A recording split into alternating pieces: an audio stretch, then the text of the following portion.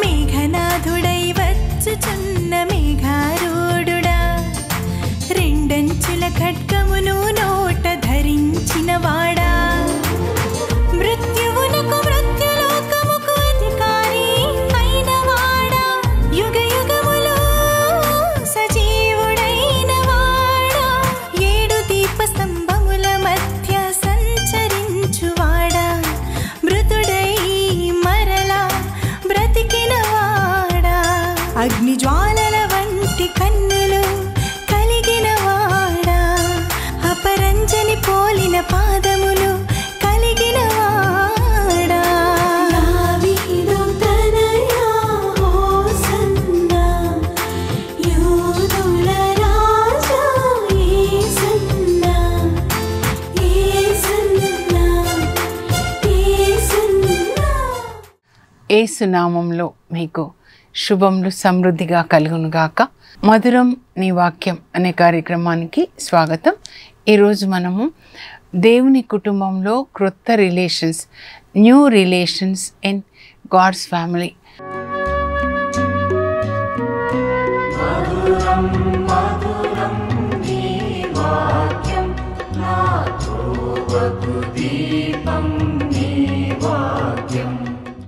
Easter తర్వాత అంతా కొత్తే కదండి. క్రొత్త నిప్పు, క్రొత్త నీరు అంటే ఏంటి అసలు? క్రొత్త నీరు, క్రొత్త నిప్పు. నిప్పు అంటే పరిశుద్ధాత్మ అన్నమాట. పరిశుద్ధాత్మ దేవుడు అగ్నిలాగా మనలో ఉన్న మలినమంతా కూడా దహించి వేస్తాడండి. అలాగే క్రొత్త నీళ్ళు అంటే తెచ్చుకుంటారు కదా చర్చిలో నుంచి, క్రొత్త తీర్థాలు అని చెప్పేసి. నీళ్ళు అంటే దేవుని యొక్క వాక్యం అండి. ఈ వాక్యం ప్రకారం మనం జీవించాలి. ఈరోజు కొలోసి 3వ అధ్యాయం మనం ధ్యానించుకుందామండి. ఈ అధ్యాయం ప్రకారం ఇందులో దేవుడు చెప్పినట్లుగా మనం జీవించాలి. ఈ గ్రంథం ఎందుకు అనంటే మనల్ని నీతి మార్గంలో నడిపించడానికి, ధర్మ మార్గంలో పరలోకానికి నడిపించడానికి. ఇంకొక మార్గం అధర్మ మార్గము, అది విశాలంగా ఉంటుంది, అది నరకానికి తీసుకొని వెళ్తుంది అన్నమాట. లోకంలో చాలామంది ఆ మార్గంలో ప్రవేశిస్తారు. యేసు ప్రభు చెప్పిన 2 మార్గాలు మత్తయి సువార్త 7:13 అండి. మీరు ఇరుకైన మార్గంలో ప్రవేశించండి, అది మిమ్మల్ని జీవానికి చేరుస్తుంది, అంటే పరలోకానికి అన్నమాట. అనేకులు దానిలో ప్రయత్నిస్తారు కానీ ప్రయాణం చేయలేరు. కానీ విశాల మార్గం, సులభమైన మార్గము, అది నరకానికి, మరణానికి దారితీస్తుంది. అంటే ఆత్మ నరకంలో కాలడాన్ని మరణం అండి. యేసుప్రభు ఎప్పుడైనా మరణము, నాశనము అన్నారంటే అది నరకం అన్నమాట. జీవము, శాంతి మార్గం అంటే అది పరలోకానికి అన్నమాట. సో మనం ఈ మార్గంలో నడవాలి అంటే మరి రోడ్డు మీద వెళ్ళేటప్పుడు ఇన్స్ట్రక్షన్స్ ఉంటాయి కదండి. ఇలా టేక్ లెఫ్ట్, టేక్ రైట్. ఇప్పుడు లొకేషన్ పెడితే మనం ఏ ప్లేస్కని వెళ్తున్నాం, అప్పుడు వాళ్ళు ఇన్స్ట్రక్షన్స్ ఇస్తూ ఉంటారు కదా, ఒక voice, you take left, right 200 kilometres అని.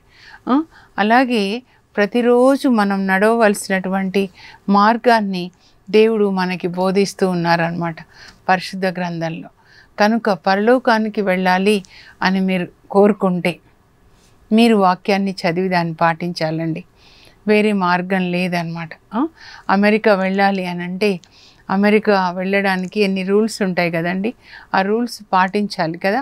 కనీసం ఒక ట్రైన్లో వెళ్ళాలి అని అంటే ఇక్కడ నుంచి వైజాగ్ అనుకోండి, దానికి కూడా రూల్స్ ఉంటాయి. టికెట్ కొనుక్కోవాలి, రూల్స్ అన్నీ మనం ఫాలో కావాలి కదా.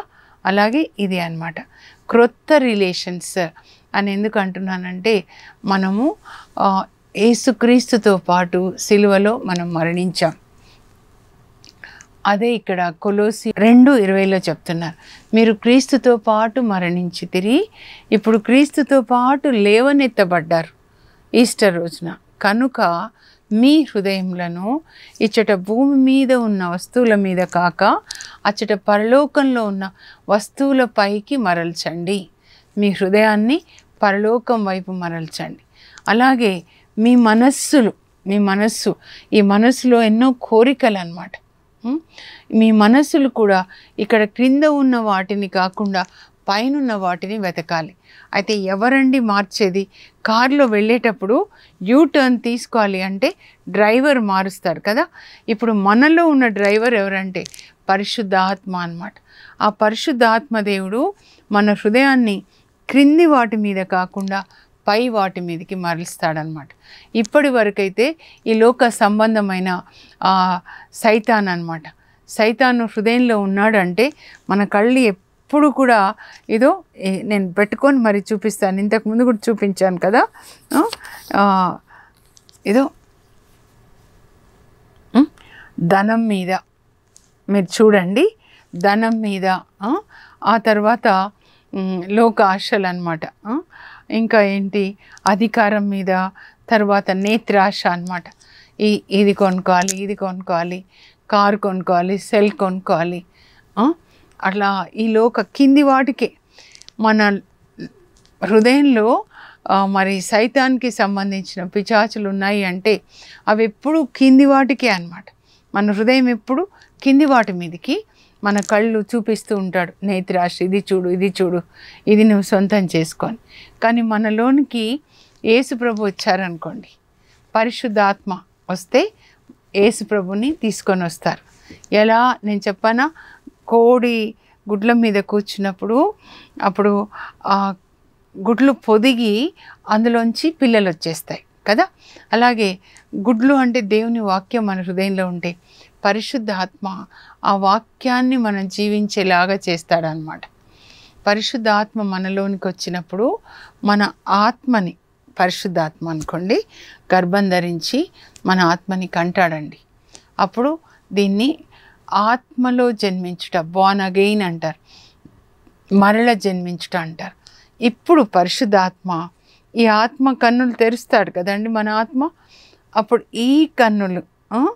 ఈ కన్నుల ద్వారా మనలో ఉన్న పరిశుద్ధాత్మ మనకి పరలోకాన్ని చూపిస్తాడు. ముందు మన పాపాన్ని చూపిస్తాడు, దాన్ని ఒప్పుకునేలాగా చేస్తాడు. యెషయా 6:6 చూడండి. పరిశుద్ధాత్మ రాగానే నేను ఒక పాపి అంటాడు యెషయా. అప్పుడు దేవుడు అగ్ని కణిక పంపించి ఆయన నాలుకని బాగు చేస్తాడు, కాల్ చేస్తాడు. అంటే పరిశుద్ధాత్మ అగ్ని కణిక అంటే అన్నమాట. మనం ఎప్పుడైతే పుట్టిన బిడ్డకి ఆకలిస్తే వాళ్ళ అమ్మ పాలిస్తుందో, పరిశుద్ధాత్మ ఈ ఆత్మ, మన ఆత్మ పుట్టినప్పుడు వాక్యం అనే పాలతోటి పోషిస్తారనమాట. కనుకనే 1 పేతురు 2:2లో పేతురు అంటారు, నూతనంగా జన్మించిన శిశువులాగా మీరు ఈ వాక్యం అనే పాల కొరకు దాహం కొనండి. ఇప్పుడు పరిశుద్ధాత్మ మనలోకి వచ్చాడు. ఇప్పుడు పరిశుద్ధాత్మ ఏం చేస్తారు తెలుసా? ఏం చేస్తారు? మన ఆత్మ కన్నులు తెరిచి బైబిల్ చూడు, ఇక్కడ యేసుప్రభుని చూడు, యేసుప్రభు చూడు 5,000 మందికి ఆహారం ఇచ్చారు, నీటి మీద నడుస్తూ వచ్చేసారు యేసుప్రభు. పక్షవాత రోగికి స్వస్థతనిచ్చారు, లాజర్ని లేపారు. యేసుప్రభు చూడు నీ కొరకు సిలువలో మరణించారు. యేసుప్రభు చూడు పరలోకంలో నీ కొరకు ప్రార్థిస్తున్నారు. యేసు రక్తం చూడు నీ కొరకు ప్రార్థిస్తుంది పరలోకంలో. ఆ యేసు రక్తంతో నేను నిన్ను శుద్ధి చేస్తున్నాను, యేసు వాక్యంతో నేను నిన్ను శుద్ధి చేస్తున్నాను. పరిశుద్ధాత్మ దేవుడు ఏం చేస్తారంటే ఈ సైతాను ఇవి పెట్టాడు కదండి, కంటి పొలుసుల్లాగా మన కళ్ళకి ధనాశ ఇవన్నీ చూపిస్తున్నాడు కదా. ఈ పరిశుద్ధాత్మ వచ్చిన తర్వాత ఈ కంటి పొలుసులు రాలిపోతాయి అన్నమాట. సౌలుకి చూడండి అపోస్తుల కార్యాలు 9:18లో పరిశుద్ధాత్మ వచ్చిన తర్వాత ఆయన కంటి పొలుసులు రాలిపోయినాయి అన్నమాట. ఇప్పుడు పరిశుద్ధాత్మ ఏం చేస్తారంటే ఈ లోక ఏమి కూడా ఈ కన్నులు ఈ లోకంలో చూడకుండా మన ఆత్మ కన్నులు, ఆత్మలో జన్మించామా, ఆత్మ కన్నులు తెరిచి చెప్పాను ముందు బైబిల్ గ్రంథంలో యేసుప్రభు వెలుగును చూసేలాగా చేస్తాడనమాట. యేసుప్రభు కనబడతారు. నేను 97లో అండి నాకు పరిశుద్ధాత్మ వచ్చిన తర్వాత బైబిల్ చదువుతూ ఉంటే ఇన్ని విషయాలు, ఇన్ని అద్భుత విషయాలు ఉన్నాయి పరిశుద్ధ గ్రంథంలో. మరి నేను ఇన్ని రోజులు ఏం చేశాను అని నేను పరిశుద్ధాత్మ దేవుణ్ణి అడుగుతున్నాను అనమాట. అడిగితే అప్పుడు ఆయన చెప్పారు, ఇదిగో ఇహలోక దైవం సైతాను నీ కన్నులకి ఇదో ఈ కంటి పొలుసులు పెట్టేసి నువ్వు బైబిల్ చదవకుండా 2 కొరింథీ 4వ అధ్యాయంలో 4వ వచనం అన్నమాట. 2 కొరింథీ 4వ అధ్యాయం 4వ వచనం. ఇహలోక దైవం సైతాను మీరు బైబిల్లో యేసు ప్రభు యొక్క వెలుగు చూడకుండా మీ కన్నులు మూసేశాడు. ఆత్మ కన్నులు మూసేశాడు. ఇక్కడ కూర్చొని మూసేసి ఈ కన్నులతో ఈ లోకంలో ఎంత పాపం చూపించాలో అదంతా చూపించాడు అన్నమాట. లోక ఆశల వెనకాల పరిగెత్తేలాగా చేశాడు. కానీ ఇప్పుడు సైతాన్ వెళ్ళిపోయాడు. సైతాన్ని డిస్ట్రాయ్ చేశారు యేసు ప్రభు.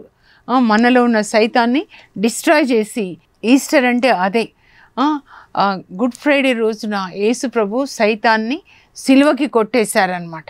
ఆ సైతాన్ యొక్క అధికారాన్ని కొట్టేశాడు.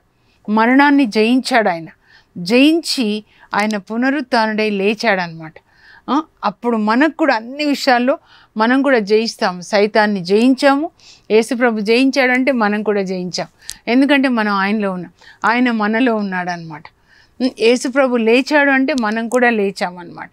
ఇప్పుడు మనం విజయులమై జయించిన వారమై మన మనస్సులు ఏం చేస్తాడంటే మనలో ఉన్న పరిశుద్ధాత్మ మన హృదయాల్ని పరలోకంలో ఉన్న వస్తువుల మీదకి, అక్కడ చూడండి ప్రకటన గ్రంథం చదివించేశారండి నాతో. 10 రోజుల్లో పాత నిబంధన, తర్వాత ఇంకో 10 రోజుల్లో క్రొత్త నిబంధన, వరుసగా ఇంకా ఆపకుండా 24 గంటలు అంటే తినడము మరి నిద్రించడం ఒక 3-4 గంటలైనా మిగతా అంతా మరలా చదివించారనమాట. ఆది గ్రంథం నుంచి ఇక్కడి వరకు.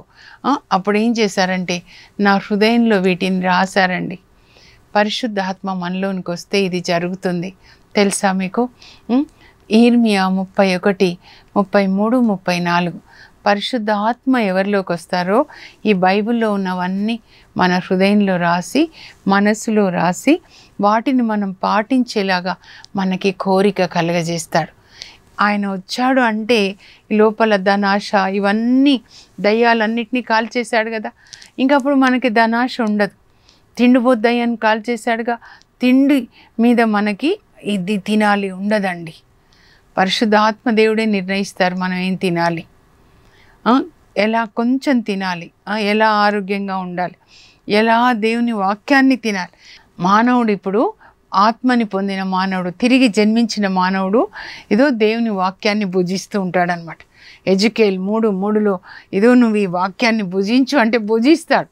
అలాగే ప్రకటన 10లో కూడా మరి యేసు ప్రభువే ఆ చిన్న గ్రంథాన్ని యోహానికి ఇచ్చి ఇది భుజించు అంటే భుజిస్తాడు.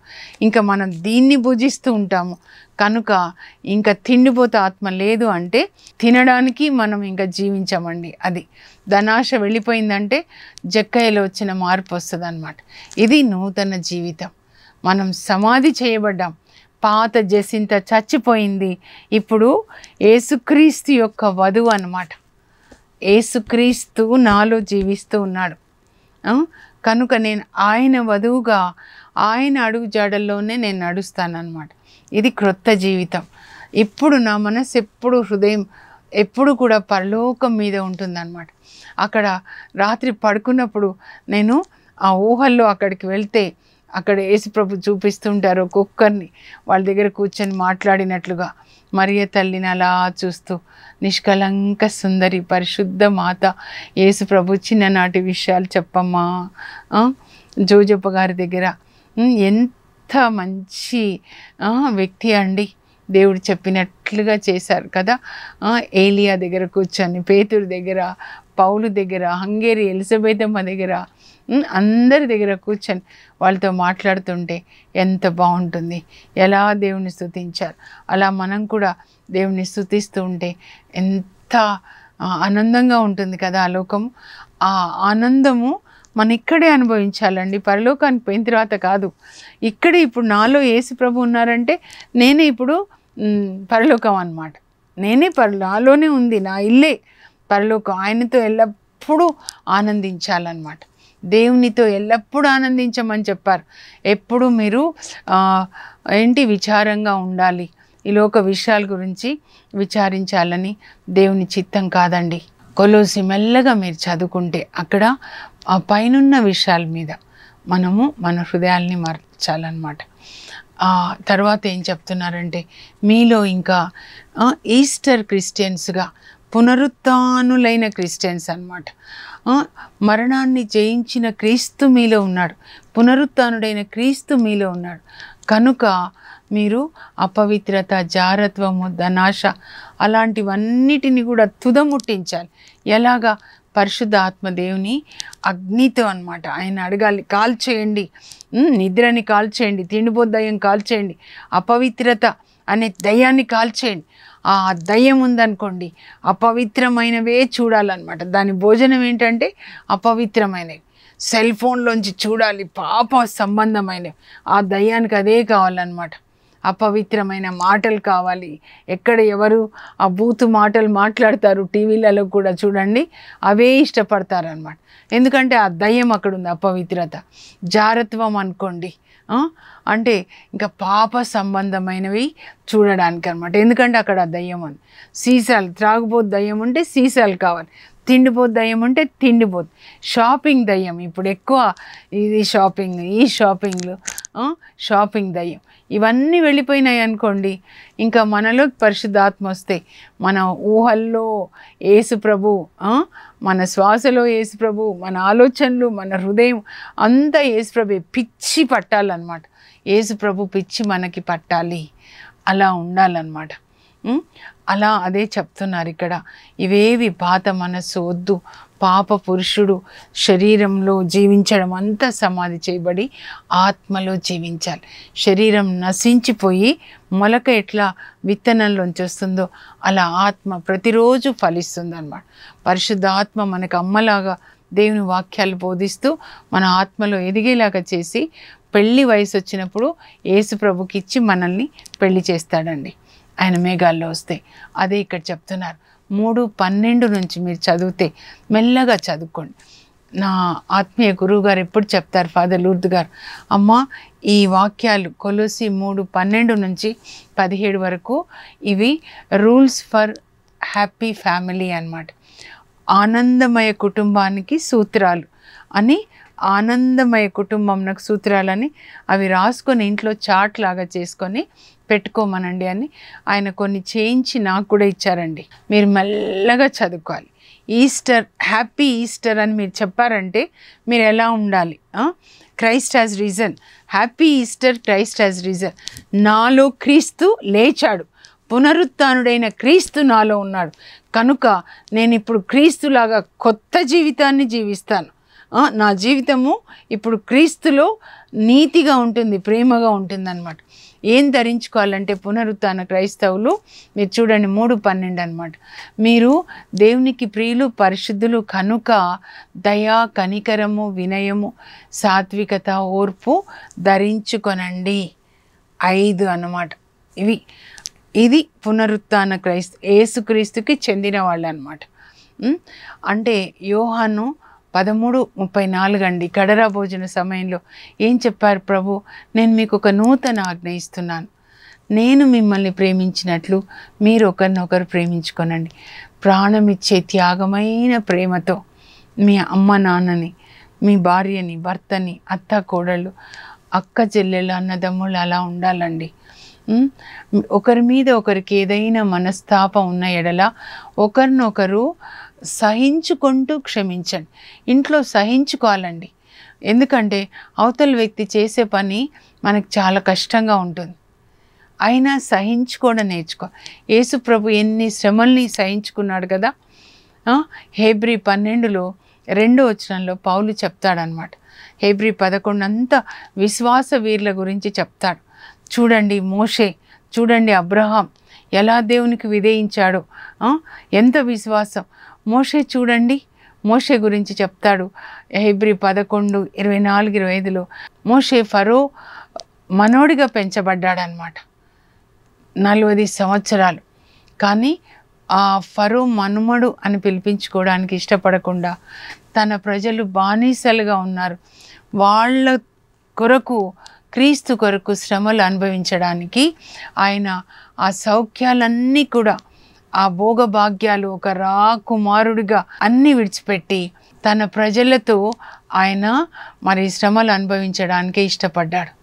ఎవరైనా అలా ఉంటారండి?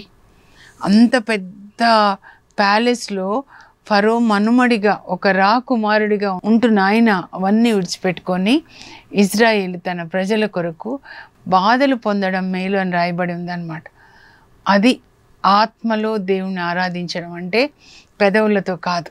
మనం కూడా అలా ఉండాలన్నమాట. అవందరి గురించి చెప్పి ఇంకా చివరికి ఏమంటాడంటే పౌలు 11 చివరిలో వీళ్ళందరూ కూడా దావీదు కానీ సంసోన్ కానీ వీళ్ళందరూ దేశాలని జయించారు, కానీ నేను దానికంటే ఇంకా శ్రేష్టమైనది చూపిస్తాను. వీళ్ళందరూ మీ చుట్టూ మేఘాల్లాగా ఉన్నారు.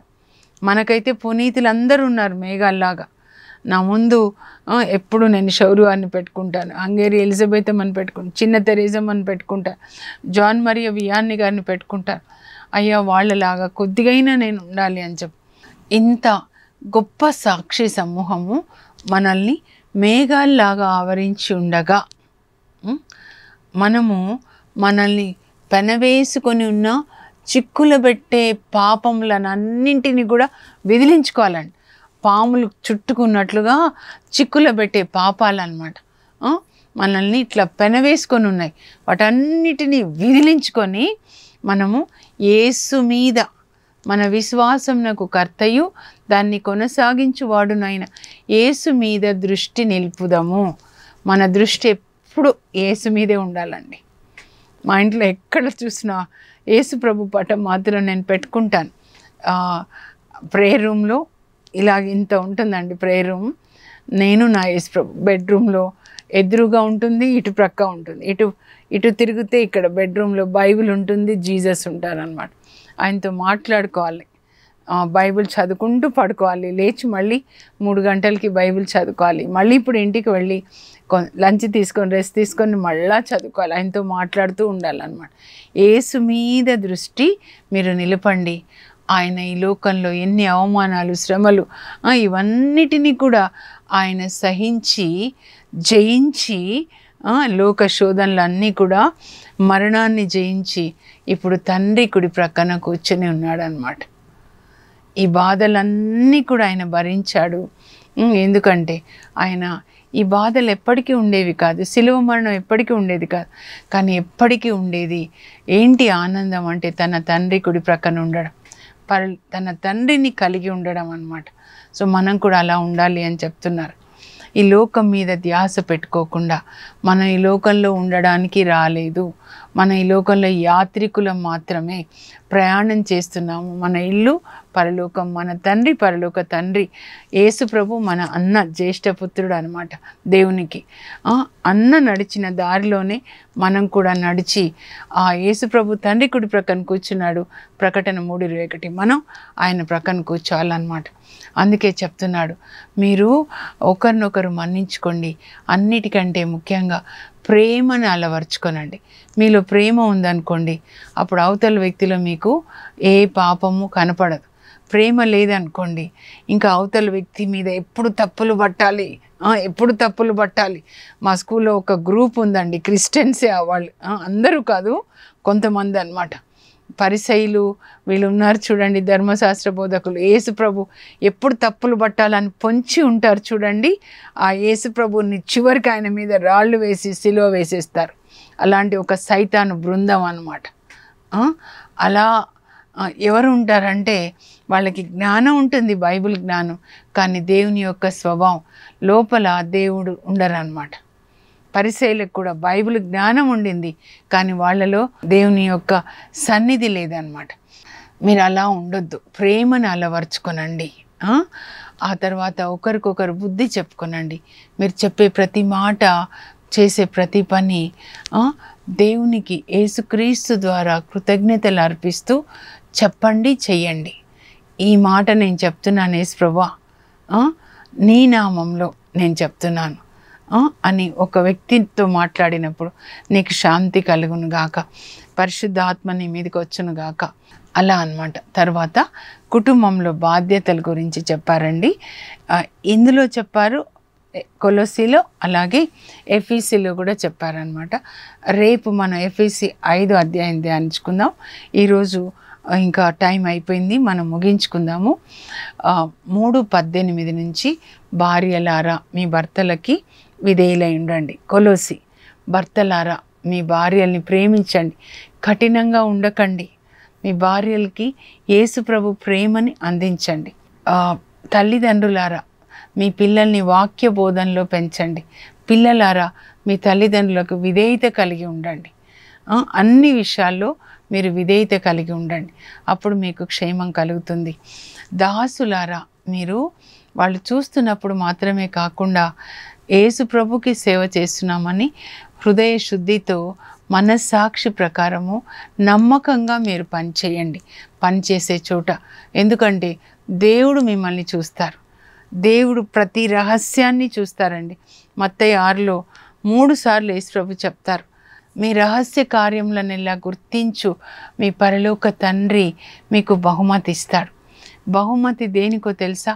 మీరు ఒంటరిగా ఉన్నప్పుడు మీ గదిలో లేదా మీరు పని చేసేటప్పుడు ఎవ్వరు మిమ్మల్ని చూడట్లేదు, అప్పుడు మీరు ఎంత నమ్మకంగా ఉన్నారు, దానికి మీకు బహుమతి ఇస్తాడనమాట. ఇంకా 4వ అధ్యాయంలో ప్రార్థన పట్టుదలతో చేయండి, మా కోసం కూడా చేయండి అంటున్నాడు పౌలు. నేను ఈరోజు మిమ్మల్ని అడుగుతున్నాను, మీరు వాక్యం విని ఆశీర్వదించబడుతున్నారు కనుక నా కొరకు మీరు ప్రార్థించాలి, మా కుటుంబం కోసం మీరు ప్రార్థించాలి. అలాగే 4:6లో మీ సంభాషణ ఎల్లప్పుడూ కూడా దయాపూరితంగా రుచికరంగా ఉండాలి. ఇది పునరుత్థానులైన క్రైస్తవ జీవితము లేదా our new relations in God's family. మనందరం కూడా దేవుని కుటుంబ సభ్యులు. ఎఫెసీ 2:19లో రాయబడినట్లుగా మనం ఈ లోకంలో ఉంటున్నాం కానీ పరలోక పౌరులం, మనం పరలోక తండ్రి పిల్లలం. పరలోక తండ్రి పిల్లలుగా ఏ విధంగా ఉండాలి అని ఇక్కడ దేవుడు పౌలు ద్వారా మనకి బోధించారండి. కనుక ఇది మీరు ఒక్కసారి చదువుకోండి, ఒక్కసారి కాదు 3 సార్లు చదువుకోండి కనీసం. ఈ విధంగా జీవించండి. ప్రార్థన చేసుకుందాం. పరలోకపు మా తండ్రి, మీ పరిశుద్ధ నామమునకు స్తోత్రం కలుగునుగాక.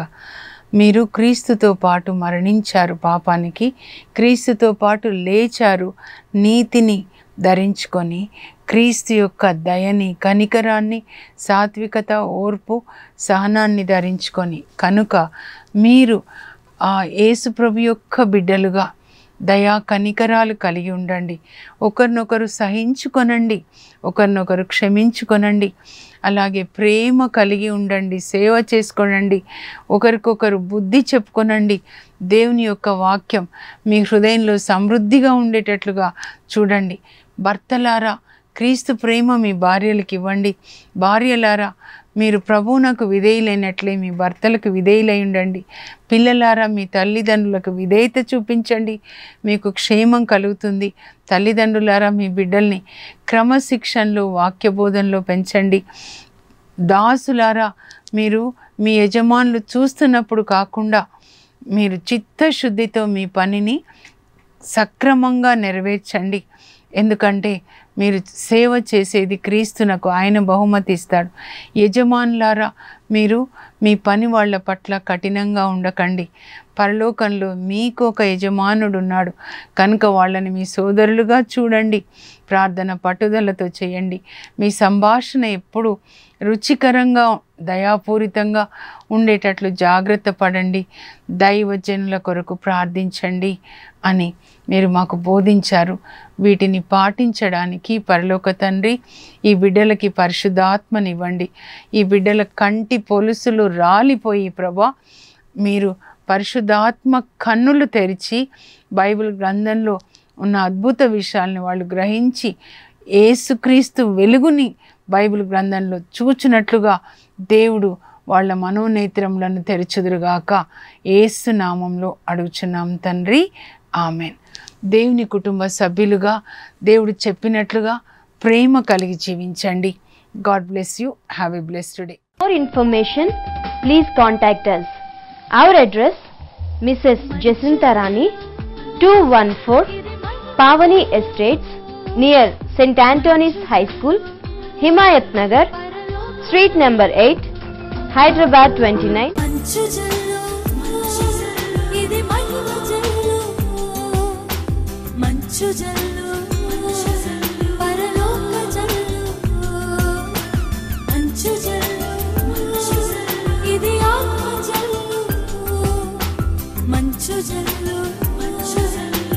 జీవ